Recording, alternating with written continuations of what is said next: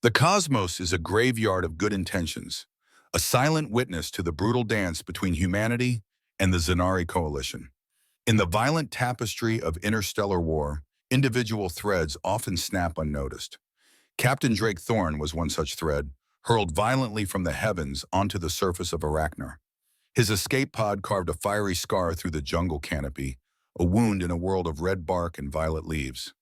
He emerged not into safety, but into a humid alien hellscape, the metallic taste of copper heavy on his tongue, his squad reduced to static in his ear.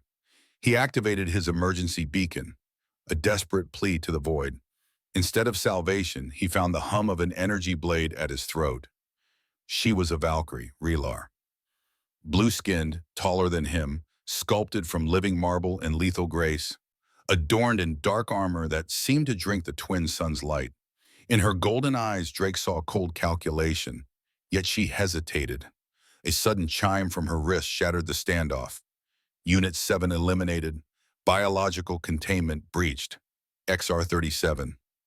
The jungle roared in response, the sound of mutations taking hold.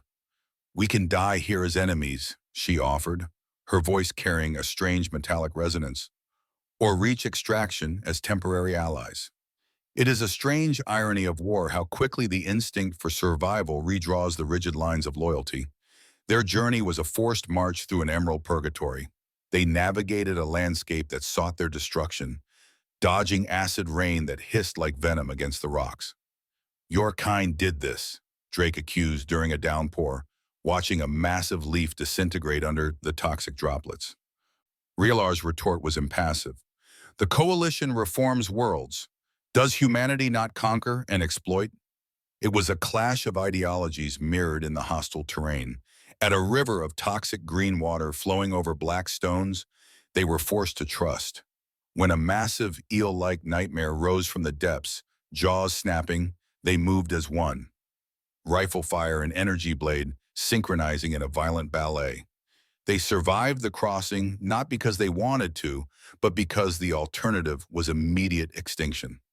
Night brought them to a shattered ridge, and with it, the ghosts of Realar's past. Commander Vakar, a towering nightmare of ritual scars, emerged from the shadows with a hunter squad. "Traitor," Vakar spat. "You refused to execute the innocent." The truth spilled out then. She was never just a soldier. She was a conscience waking up. The ensuing skirmish was brutal. Blue energy crackled against the dark as mentor and student clashed. Drake intervened, his pulse rifle buying them a heartbeat of advantage. Vakar, furious, detonated a thermal charge, collapsing the cliffside. They scrambled over the crumbling edge, falling into the abyss, battered but alive, escaping the immediate wrath of her former life. They found refuge in the dust of a forgotten bunker. As Drake tended to Realar's deep laceration, a wound that would have felled a human instantly, the walls between them began to thin. "Why do you look at me like that?" she asked, confused by his lack of fear. "Because you're beautiful," Drake said. He spoke not of appearance, but of a storm, of resilience, of strength tempered by mercy. It was a moment that transcended species, a recognition of the soul beneath the armor. In a galaxy tearing itself apart, two soldiers found a quiet, impossible understanding in the dark. Morning forced them toward the extraction point, an overgrown hangar housing a functional shuttle. But Vakar's shadow loomed large. Heavily armed warriors guarded the prize. They needed a diversion. Drake insisted on rigging the adjacent fuel depot, overruling Realar's logic. "I'm the distraction," he declared. He moved through the undergrowth, rigging the pressure valves on the volatile containers. He was discovered too soon. A brawl ensued, fists against alien muscle, until Realar erupted from the jungle, a whirlwind of vengeance. The depot detonated, a blossom of fire that scattered the enemy. They sprinted for the shuttle amidst the chaos. Energy bolts grazing Drake as they punched through the closing hangar doors, leaving the inferno behind. Freedom was fleeting. They broke atmosphere only to face a squadron of coalition fighters. Realar flew like a demon, weaving the stolen craft through a dense asteroid field, dancing with death. But the shuttle was failing, battered by pursuit. "Take the escape pod," Realar commanded, her eyes steel. One must survive to warn your people. Drake looked at the woman who had saved him, who had chosen mercy over duty.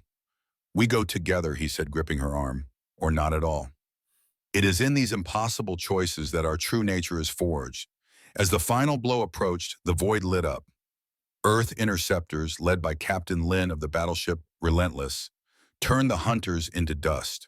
The tractor beams pulled them to safety, but Raylar collapsed, blue blood staining the deck. Drake carried her out, defying the shocked stares of his crew.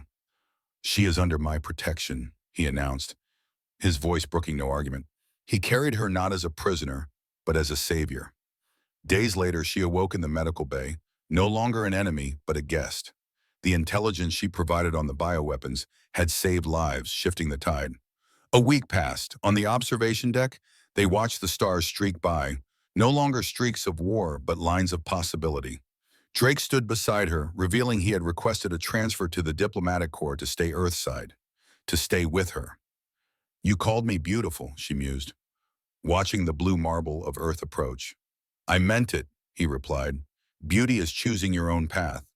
As the Relentless entered orbit, Raylar felt the weight of her armor lift.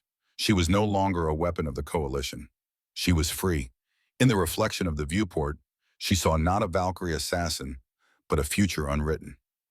Welcome home, Drake whispered, and for the first time she believed him.